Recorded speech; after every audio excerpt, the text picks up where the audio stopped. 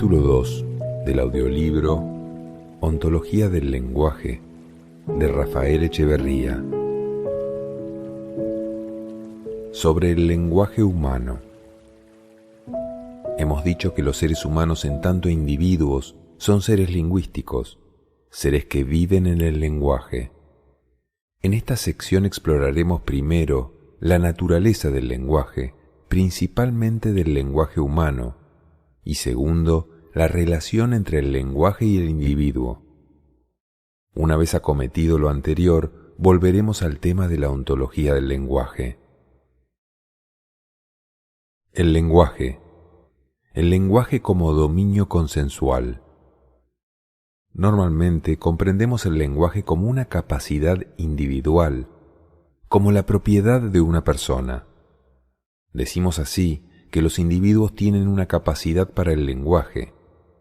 Esto, como podemos ver, le otorga precedencia al individuo con respecto al lenguaje. Implica que es el individuo el que habla y escucha. Asume al individuo como precondición del lenguaje. Nos oponemos a esta visión. Postulamos, al contrario, que los individuos, no como miembros particulares de una especie, sino tal como hemos identificado a los individuos humanos, esto es, como personas, se constituyen a sí mismos en el lenguaje. Esto implica que le otorgamos precedencia al lenguaje con respecto al individuo. Y ello, como veremos, no es un postulado banal. Por supuesto, no estamos negando que una vez constituido, el individuo hable y escuche y que, por lo tanto, tenga la aludida capacidad del lenguaje. Pero al tomar al individuo como ya constituido para derivar de él el lenguaje, se nos cierra precisamente la posibilidad de comprender su propio proceso de constitución en cuanto individuo. Está claro que para que un ser humano sea capaz de hablar, deben darse ciertas condiciones biológicas. Como el biólogo Humberto Maturana, en quien nos apoyaremos fuertemente en esta sección, siempre insiste en recordárnoslo, solo podemos hacer lo que nuestra biología nos permite, no podemos traspasar los límites de nuestras capacidades biológicas. Sin la estructura particular del sistema nervioso humano y sin los desarrollados sentidos con los que están equipados los seres humanos, no tendríamos la capacidad de oír y hablar en la forma en que lo hacemos. Pero el lenguaje no es generado por nuestras capacidades biológicas. Los niños lobo, aquellos niños criados en la selva por los lobos y no por seres humanos, que tienen todas estas capacidades biológicas, no desarrollan aquello que conocemos como el lenguaje humano. El lenguaje humano. El lenguaje, postulamos, no es desarrollado por un ser humano aislado. El lenguaje nace de la interacción social entre los seres humanos. En consecuencia, el lenguaje es un fenómeno social, no biológico. Es en la interacción entre diferentes seres humanos particulares, antes incluso de que podamos hablar de un proceso de individualización en el que nos constituimos como personas, donde aparece una precondición fundamental del lenguaje: la constitución de un dominio consensual. Hablamos de consensualidad donde quiera que los participantes de una interacción social comparten el mismo sistema de signos, gestos, sonidos, etc., para designar objetos, acciones o acontecimientos en orden a coordinar sus acciones comunes. Sin un dominio consensual, no hay lenguaje. Una vez que aceptamos lo anterior, no podemos seguir considerando al lenguaje como una propiedad individual. El dominio consensual se constituye en la interacción con otros en un espacio social. Un mundo lingüístico de entidades lingüísticas. Es importante hacer notar, sin embargo, que estamos hablando sobre el lenguaje a través y desde el lenguaje. No podemos evitarlo, y esto implica una trampa de la que debemos precavernos.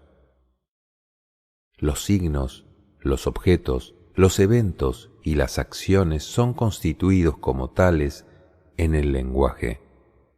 En cuanto tales, no existen por sí mismos.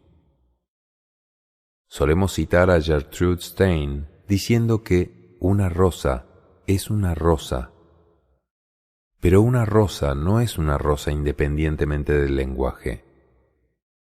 Sea lo que sea, es lo que es para nosotros en el lenguaje. Lo que sea en sí misma, independientemente del lenguaje, no lo sabemos. Una rosa es una rosa para nosotros. Para los que la ven como una rosa en un dominio consensual dado, es una rosa solo como una entidad designada en el lenguaje, una entidad que resulta de una distinción lingüística que separa la entidad, en tanto entidad, del resto. Un objeto es siempre una relación lingüística que establecemos con nuestro mundo. Los objetos son constituidos en el lenguaje. En tanto tales, traen siempre nuestra propia marca humana y siempre dicen algo de nosotros.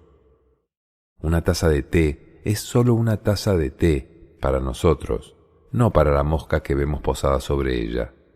Y la mosca solo es una mosca para nosotros, no para la araña que vemos acercársele.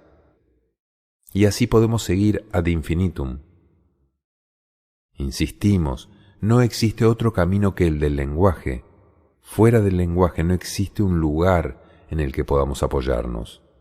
Los seres humanos vivimos en un mundo lingüístico. El lenguaje como coordinación de acciones. Nuevamente, siguiendo a Maturana, planteamos que un dominio consensual, importante factor en numerosas formas de comunicación, aún no es suficiente para producir el fenómeno del lenguaje. Hablamos del lenguaje solo cuando observamos un tipo particular de comunicación. Muchas especies se comunican. Siempre que vemos a miembros de una especie coordinando acciones comunes, hablamos de comunicación. Sin embargo, decimos que hay lenguaje y con ello estamos sugiriendo una determinada convención para referirnos al lenguaje, solo cuando ocurre un tipo particular de coordinación de acciones. Cuando observamos a los miembros de una especie en la coordinación del comportamiento. El lenguaje, en cuanto fenómeno, es lo que un observador ve cuando ve una coordinación consensual de la coordinación de acciones. Cuando los miembros participantes de una acción coordinan la forma en que coordinan juntos la acción. El lenguaje, sostenemos, es coordinación recursiva del comportamiento.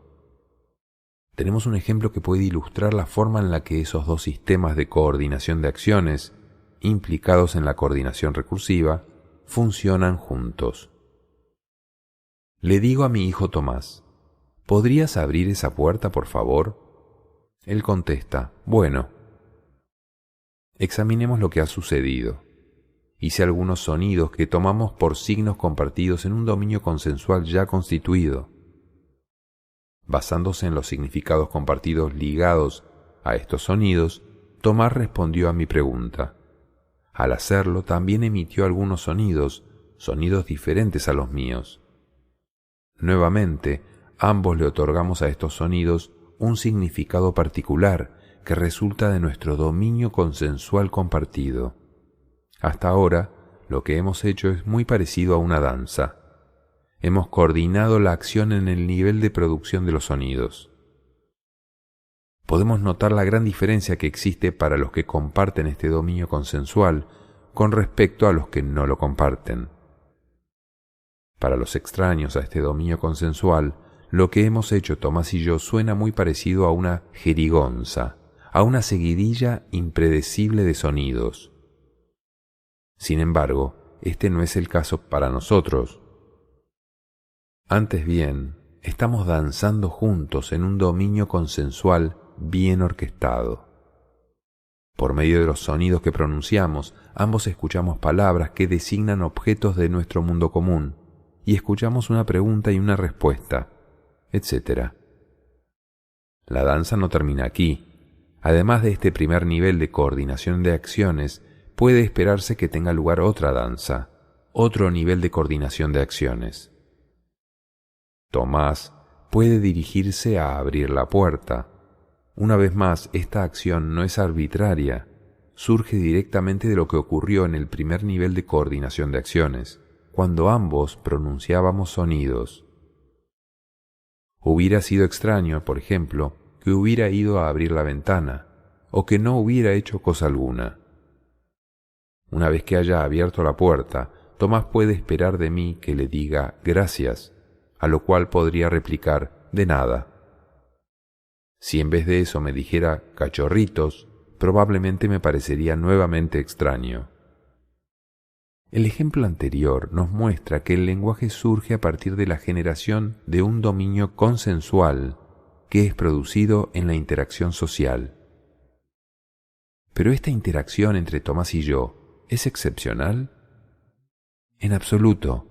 Nosotros los seres humanos no somos las únicas especies que han desarrollado este patrón dual de coordinación de acciones que llamamos lenguaje.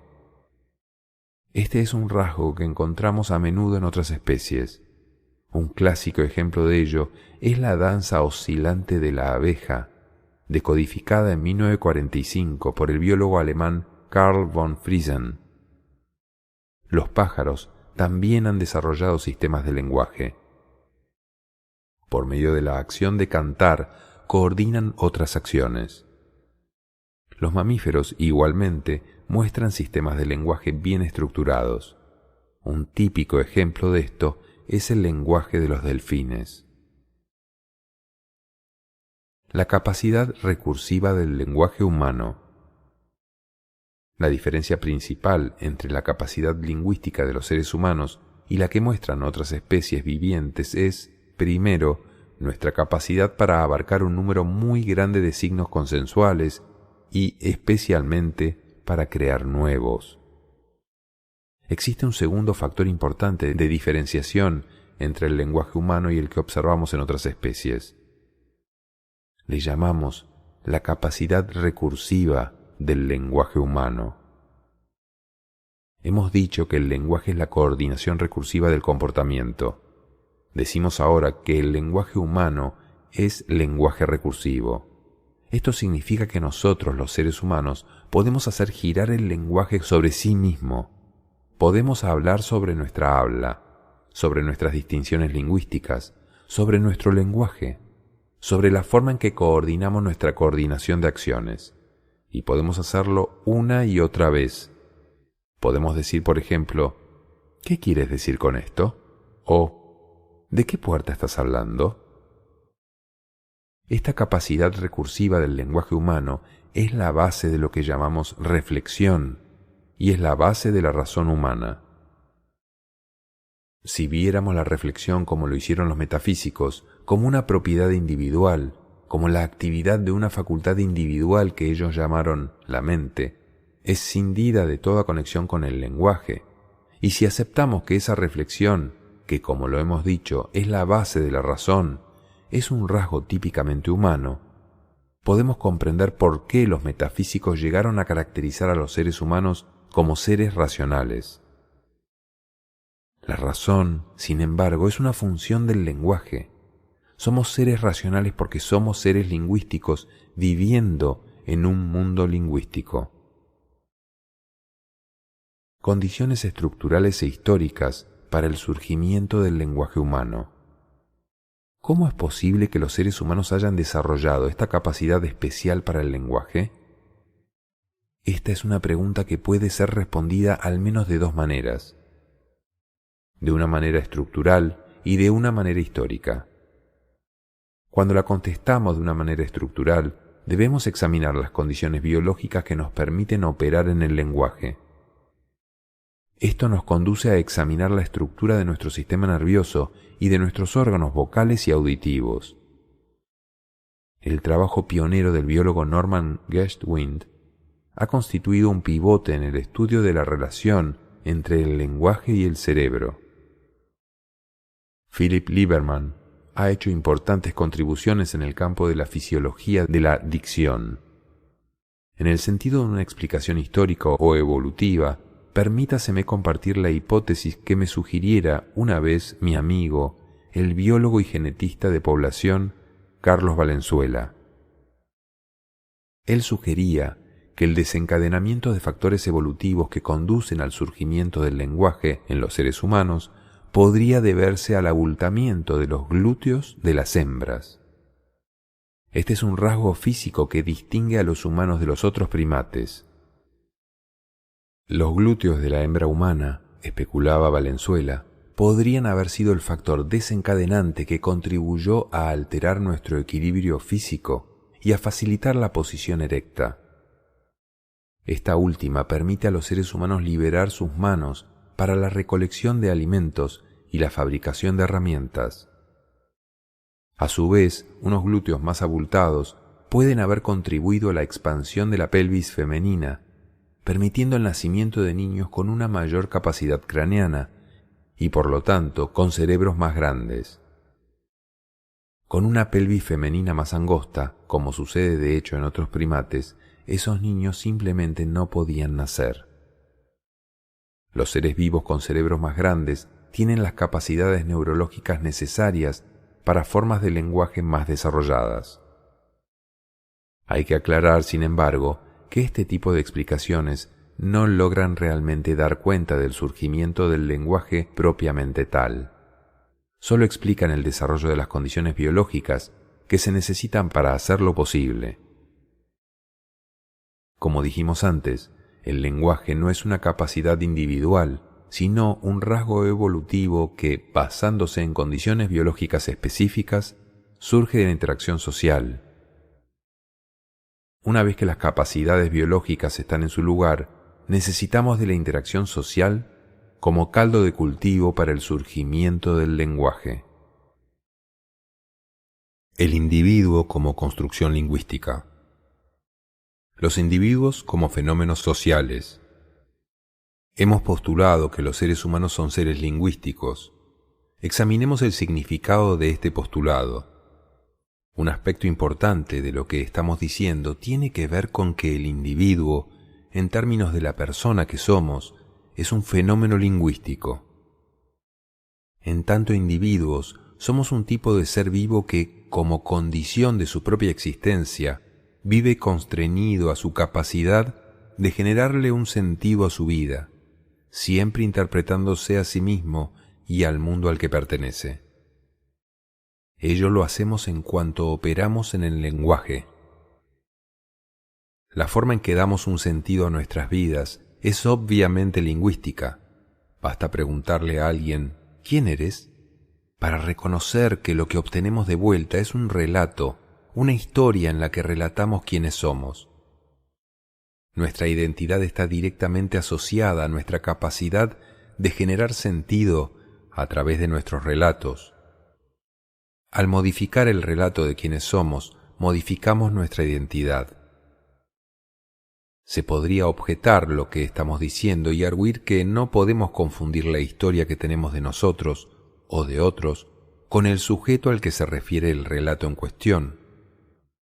Una cosa es, se nos podría contradecir, el relato y otra cosa muy diferente, el sujeto del relato. Pero el punto es precisamente que el individuo no puede ser separado de su relato. Ese relato es constitutivo de lo que el individuo es, ya que es en los relatos que hacemos de nosotros y de otros donde generamos lo que somos. La gente con diferentes relatos sobre ellos mismos son diferentes individuos, aunque puedan haber pasado por experiencias muy similares. Somos el relato que nosotros y los demás contamos de nosotros mismos. Reiteramos, al modificar ese relato, modificamos lo que somos. Lo señalado, sin embargo, no agota nuestra comprensión de los individuos como seres lingüísticos. El problema principal que hay con ello es que sigue siendo una comprensión individual del individuo y, como tal, no toma suficientemente en cuenta el carácter social del lenguaje. Se debe establecer, por consiguiente, un segundo punto importante a este respecto. Postulamos que, en tanto individuos, somos lo que somos debido a la cultura lingüística en la que crecemos y a nuestra posición en el sistema de coordinación de la coordinación del comportamiento, esto es, del lenguaje, al que pertenecemos. En este sentido, el individuo no solo es construcción lingüística, es también una construcción social. Aunque pertenecemos a una tradición que tiende a separar al individuo de lo social e interpreta a ambos como términos opuestos de una polaridad, el individuo, postulamos, es un fenómeno social. Examinemos este postulado detalladamente. La forma en que nos damos un sentido y la forma en que actuamos en la vida no es arbitraria y no nos es posible en tanto individuos trascenderla por completo. Las formas como conferimos sentido y cómo actuamos descansan tanto en la historia como en las prácticas vigentes de la comunidad a que pertenecemos. Las historias que contamos de nosotros y de los demás están fabricadas a partir de un trasfondo de relatos e historias generados históricamente por la comunidad para darse un sentido. Nosotros, en tanto individuos, nos constituimos siempre dentro y a partir del trasfondo de esos metarrelatos que llamamos discursos históricos. Si queremos comprender mejor a un individuo, debemos conocer los discursos históricos a partir de los cuales éste se constituye. Es dentro de los principios de coherencia de estos discursos históricos donde podemos asir la coherencia que hace de un ser humano el individuo que es. El lenguaje, sin embargo, va más allá de nuestra capacidad de contar historias, va más allá del discurso. El lenguaje, hemos dicho, es un sistema de coordinación de la coordinación del comportamiento y está presente en nuestras acciones. La producción de relatos es sólo una forma, aunque muy importante, de actuar en la vida. Existen muchas otras formas de enfrentar la vida que no siempre están incluidas en los relatos que contamos sobre nosotros, y cada comunidad desarrolla sus propios modos de enfrentar la vida, de hacer las cosas. Estos modos de hacer las cosas, de la manera como las hace la comunidad, los llamamos las prácticas sociales. La forma en que la gente se comporta en una comunidad es a menudo muy diferente de cómo la gente se comporta en otra comunidad. Aunque se atienda a asuntos similares, tales como asuntos relacionados con la familia, la intimidad, la muerte, el trabajo, etc., la manera como nos hacemos cargo de ellos son muy diferentes de una comunidad a otra. Por ello es que tenemos costumbres distintas, formas diferentes de ejecutar el cortejo, de alimentarnos, de vivir en familia, etc. Nuestra coordinación de la coordinación de comportamiento cambia de una comunidad a la otra. Los franceses, los chinos, los somalíes, los mexicanos, son todos diferentes porque pertenecen a diferentes sistemas de lenguaje. Pertenecen a diferentes discursos históricos y prácticas sociales que nacen precisamente de diferentes caldos de cultivo y, en consecuencia, de diferentes culturas para la emergencia de distintos tipos de individuos. Diferentes culturas lingüísticas producen diferentes individuos. Como dicen los miembros del pueblo Xhosa de Sudáfrica, soy porque somos. Los individuos son generados dentro de una cultura lingüística dada, dentro de un sistema de coordinación de la coordinación del comportamiento dado, dentro de un lenguaje dado, dentro de una comunidad. Una vez que asimos el lenguaje de la comunidad, podemos comprender mejor al individuo. Los individuos se constituyen como tales a partir del lugar que los seres humanos ocupan dentro de sistemas lingüísticos más amplios. Ya hemos hablado acerca de la importancia para el individuo de aquellos metarrelatos que hemos llamado discursos históricos. Constituyen un aspecto importante del lenguaje de una comunidad, pero son sólo un elemento particular dentro de ese lenguaje. Visto como una totalidad, el lenguaje es el sistema de la coordinación de acciones mantenida por una comunidad y, como tal, está enclavado en sus prácticas sociales, en la forma en que sus miembros interactúan entre ellos. Sabemos que no todos los individuos franceses, somalíes o mexicanos son similares. Existen fuertes diferencias individuales entre ellos. Claro está, algunas de estas diferencias pueden ser atribuidas a factores biológicos, ya que todos tenemos diferencias genéticas que surgen como distintas predisposiciones biológicas. Sin embargo, no es solo en el campo de la biología donde podemos fundamentar las diferencias individuales, puesto que el individuo siempre es una entidad lingüística, una unidad significativa dentro de un sistema más amplio de lenguaje. Las diferencias biológicas, cuya importancia no negamos, adquieren su significado y su sentido dentro del sistema de lenguaje. Un sistema de lenguaje no es un espacio uniforme, al contrario, es una estructura de interacción diversificada en la que cada miembro de la comunidad desempeña un papel diferente. En el sistema de la coordinación de comportamiento, no todos ocupan el mismo lugar ni efectúan las mismas acciones. El sistema de lenguaje es una estructura de relaciones y la posición de cada miembro de la comunidad dentro de esta estructura es un aspecto importante a considerar en el proceso de individualización, en la constitución de los individuos como individuos. Somos lo que somos a partir de las relaciones que establecemos con los demás. El individuo es constituido como la suma de sus relaciones con los demás. Las individualidades serán diferentes si en un sistema somos el empleador o el empleado, el padre o el hijo mayor, el del medio o el menor, el actor o el espectador, etc. Uno de los principales méritos de la psicología sistémica ha sido precisamente reconocer la función de los sistemas sociales, en especial el de la familia, en la configuración del proceso de individualización. La historia nos provee de muy buenos ejemplos de personas que se convirtieron en los personajes que los hacen famosos debido precisamente a la posición que ocuparon en la estructura social. Un ejemplo clásico es el de Thomas Becket durante el reinado de Enrique II, en la Inglaterra del siglo XII. Becket había sido el gran amigo de infancia de Enrique y por lo tanto fue a quien éste escoge una vez rey para suceder al arzobispo de Canterbury cuando éste fallece, en medio de una gran disputa entre la Iglesia y la corona. Al nombrar a Becket como un nuevo arzobispo, Enrique cree haber resuelto el conflicto a su favor. Sin embargo, en su nueva posición, Becket se transforma en un individuo diferente. Su comportamiento ahora ya no es el de antiguo amigo del rey, sino el que Becket interpreta que corresponde a la principal autoridad de la Iglesia en Inglaterra. Su nueva posición, por lo tanto, lo convierte en el gran enemigo de las acciones emprendidas por la corona inglesa.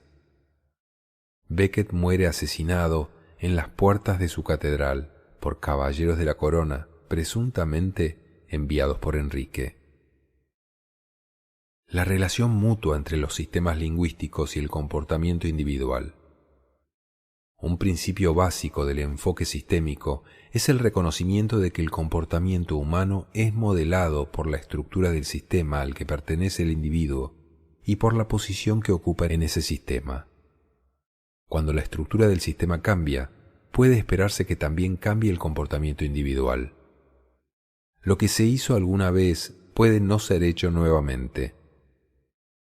O lo que parecía imposible en el pasado puede súbitamente volverse posible para los mismos miembros del sistema. Esto es algo que muchas veces pasa inadvertido. No nos damos cuenta de cómo los sistemas a los que pertenecemos nos hacen ser como somos. Nos percatamos a menudo, por ejemplo, de que algunas empresas parecen reclutar a gente capaz, mientras que otras parecen hacer lo contrario. La diferencia reside frecuentemente, sin embargo, no en el reclutamiento, sino en los distintos sistemas de comportamiento que esas empresas son.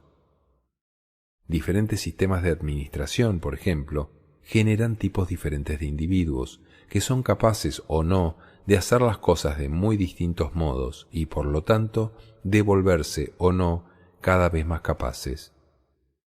Lo dicho con respecto a las empresas es igualmente válido en relación a cualquier otro sistema social: sistema familiar, sistema educativo, sistema de salud, sistema de gobierno, etc. Basándonos en lo recién dicho, podríamos fácilmente caer en la adopción de una estrecha aproximación determinística estructural que postularía que lo que somos en cuanto a individuos está determinado por la estructura de los sistemas a los que pertenecemos. Siendo este en un cierto nivel un postulado válido, necesita sin embargo ser equilibrado en otro nivel por un postulado opuesto. No podemos olvidar que mientras que el sistema condiciona lo que somos en tanto individuos, no es menos válido que somos nosotros, en tanto individuos, los creadores de ese mismo sistema. ¿Cómo puede ser esto posible? Si aceptamos que los individuos son fenómenos sociales, ¿cómo pueden entonces ser al mismo tiempo los diseñadores de su espacio social? No hay aquí ninguna contradicción. Una vez constituidos como individuos, debido a la capacidad recursiva del lenguaje humano, somos capaces de observarnos a nosotros mismos y al sistema al que pertenecemos y de ir más allá de nosotros y de esos sistemas. Podemos convertirnos en observadores del observador que somos y podemos actuar según nuestras posibilidades de acción. Nuestra capacidad de reflexión nos permite especular, entablar conversaciones con los demás y con nosotros mismos acerca de nuevas posibilidades, arriesgarnos e invertir, despojándonos de nuestras ataduras respecto de nosotros mismos y de nuestro medio social. El fenómeno del liderazgo arroja luces precisamente sobre esta capacidad humana de intervenir en el diseño de nuestros entornos sociales y, al hacerlo, de intervenir también en el diseño de muchos otros individuos. Y el liderazgo, postulamos, está basado en un conjunto de capacidades lingüísticas determinadas. Es una de las más claras manifestaciones de la capacidad generativa del lenguaje. Dijimos anteriormente que no solo actuamos de acuerdo a cómo somos, sino que también somos de acuerdo a cómo actuamos. Ha llegado la hora de complementar esa tesis con otra que nos lleva de la relación entre el ser y la acción a la polaridad entre el individuo y el grupo o sistema social al que aquél pertenece. Basándonos en lo dicho anteriormente, reconocemos por lo tanto que los seres humanos son seres históricos, seres que viven y operan en el marco de ciertas condiciones históricas. No todo es posible para un individuo. Por el contrario, lo que es posible es siempre un movimiento histórico dado, bajo condiciones sociales específicas e influenciado por ellas. Los individuos no pueden hacer cualquier cosa, operan dentro de los límites de los que les es históricamente posible. Y lo que es históricamente posible para un individuo está en función de los sistemas de lenguaje a que pertenece. Aunque los individuos trasciendan lo que está históricamente dado, aunque inventen nuevas posibilidades, aunque generen nuevas realidades históricas y aunque se proyecten a sí mismos hacia el muro, lo hacen como resultado de lo que les es históricamente posible. Esto nos lleva al tercer principio de la ontología del lenguaje. Tercer principio. Los individuos actúan de acuerdo a los sistemas sociales a los que pertenecen, pero a través de sus acciones, aunque condicionados por estos sistemas sociales, también pueden cambiar tales sistemas sociales. Solo nuestra estrecha ideología individualista puede cegarnos respecto del poderoso efecto de los sistemas sociales en nuestra formación como individuos. Si queremos crear sistemas más efectivos, como por ejemplo lo están haciendo los japoneses en el campo de la empresa y los negocios, debemos abrirnos a un nuevo examen de la relación entre los individuos y los sistemas sociales. Los seres humanos están en la intersección de dos sistemas muy diferentes. Por un lado, somos un sistema biológico y estamos determinados por nuestra estructura biológica. En este nivel es donde podemos situar nuestra capacidad biológica para el lenguaje, pero como lo hemos ya señalado, nuestra capacidad biológica para el lenguaje no genera el lenguaje. El lenguaje surge de la interacción social, de la convivencia de unos con otros. Por lo tanto, nos constituimos como individuos desde el sistema de relaciones que mantenemos con los demás. Los individuos son componentes de un sistema social más amplio, el sistema del lenguaje.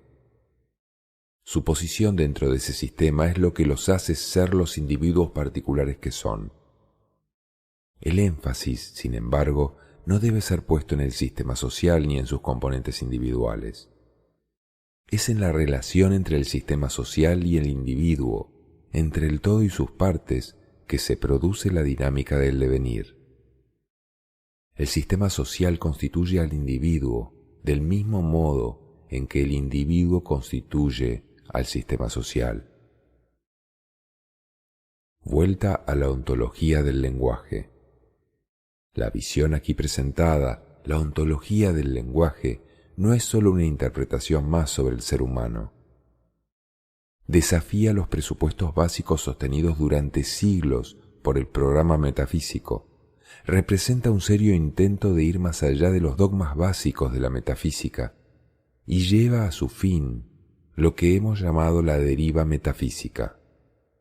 Lo hace de varias maneras. En primer lugar, sustituye el tradicional lenguaje del ser por un nuevo lenguaje del devenir. Para ello, introduce como principio fundamental la noción de la nada. La nada, en este contexto, no debe ser confundida con el nihilismo pasivo.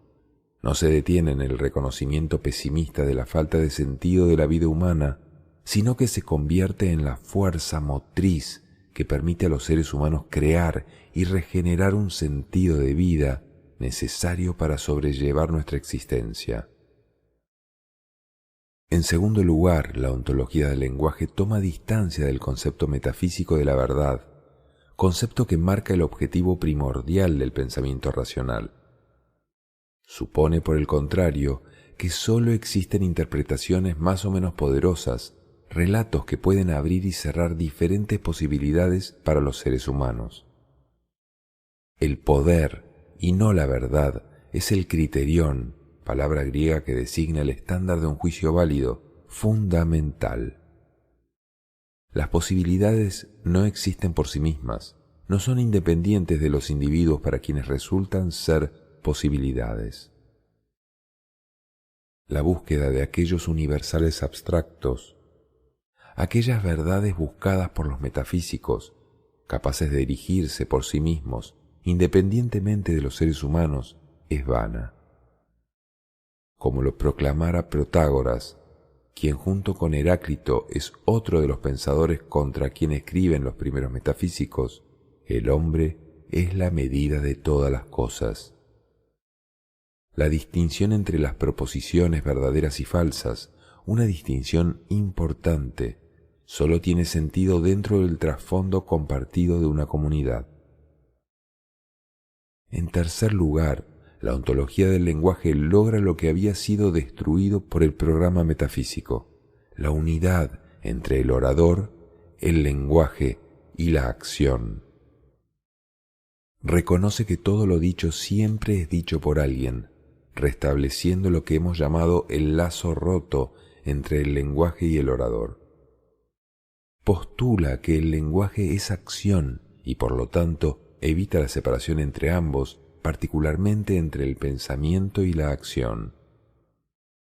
Finalmente, postula que la acción que abarca al lenguaje genera ser y que ésta, por lo tanto, constituye al individuo que habla, el orador, y al que actúa, el actor. Como señalara Nietzsche, el actor es una ficción, el hecho lo es todo.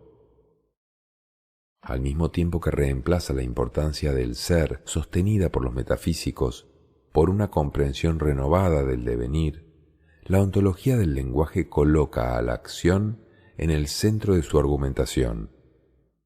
Al conectar el lenguaje con la acción, se produce una comprensión nueva de la acción humana. Nos convertimos ahora en observadores de aquellas acciones, los actos lingüísticos, que no habíamos visto como acciones en el pasado, y más aún, también somos capaces de reconstruir la acción humana en términos lingüísticos, dando así un paso muy importante en nuestra capacidad de diseño. Con todo, la mayor fuerza de la ontología del lenguaje reside en la interpretación que proporciona sobre el individuo, es decir, sobre el fenómeno de la persona humana y su mundo. Al tratar tanto al individuo como a su mundo como construcciones lingüísticas, esta nueva aproximación ofrece una enorme expansión de las posibilidades humanas. Examinemos algunos campos en los que esta expansión se torna evidente. El primero es el campo del sufrimiento humano. El sufrimiento, postulamos, es un fenómeno lingüístico. Eso es lo que lo diferencia del dolor. El dolor se debe a razones biológicas. Cuando sufrimos, en cambio, lo hacemos a partir de nuestras interpretaciones sobre nosotros, sobre los demás y sobre los acontecimientos en los que participamos en nuestras vidas. Sin lenguaje, no habría sufrimiento. Al mismo tiempo, al intervenir mediante la conversación en nuestros juicios e interpretaciones o relatos, somos capaces de lidiar efectivamente con el sufrimiento. Es así, por lo demás, como nos aliviamos del sufrimiento, aunque rara vez advirtamos que eso es lo que hacemos. Hay que señalar que al reconocer el carácter lingüístico de la persona, podemos intervenir de un modo mucho más poderoso. La ontología del lenguaje, al ser usada en una práctica del coaching ontológico, nos guía hacia el lugar en el que debemos buscar la fuente del sufrimiento y, por consiguiente, hacia lo que necesita ser transformado para aliviarlo. La ontología del lenguaje no ofrece eliminar el sufrimiento, ya que el sufrimiento es constitutivo de la vida humana, pero nos muestra que existe mucho sufrimiento que podemos evitar una vez que hayamos comprendido cómo éste se genera en el lenguaje. En un campo relacionado, postulamos que la ontología del lenguaje nos ofrece una poderosa herramienta para lidiar con uno de los rasgos más sobresalientes de nuestro tiempo, la crisis de sentido de la vida, a la que hoy nos enfrentamos. Vivimos en un mundo posmoderno, un mundo caracterizado por el agotamiento progresivo del poder de las metanarrativas, de esos discursos sociales primordiales del pasado, a partir de los cuales conferimos un sentido a nuestras vidas. Los seres humanos están siempre intentando darse un sentido a ellos y a su mundo. Esto representa una suerte de pecado original, una condición original que nace del hecho de que somos seres lingüísticos. No podemos vivir sin darnos un sentido a nosotros y al mundo. Durante siglos nos hemos apoyado en discursos sociales fundamentales, sean religiosos, políticos, filosóficos, etc., para generar el sentido que necesitábamos para seguir viviendo. Esos metarrelatos contestaban las preguntas acerca de por qué la vida, nosotros y el mundo tenían sentido. El debilitamiento de esos discursos fundamentales y su creciente incapacidad para generar por sí solos el sentido pleno de la vida que necesitamos es un rasgo de nuestros tiempos. Este rasgo histórico llamado la condición posmoderna nos deja en una recurrente crisis de sentido, donde las respuestas religiosas, políticas, filosóficas, etc. del pasado no pueden darnos salidas tan efectivamente como lo hicieron alguna vez. Muchos de los males sociales de hoy han sido respuestas, frecuentemente respuestas desesperadas al sentido del que carecemos.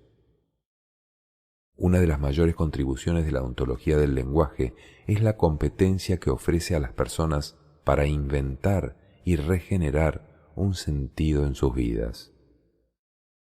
La ontología del lenguaje nos confronta con el hecho de que no podemos esperar siempre que la vida genere por sí misma el sentido que requerimos para vivirla. pero simultáneamente nos muestra cómo generamos sentido a través del lenguaje, mediante la invención permanente de relatos y mediante la acción que nos permite transformarnos como personas y transformar nuestro mundo. La ontología del lenguaje nos permite hacernos plenamente responsables de nuestras vidas.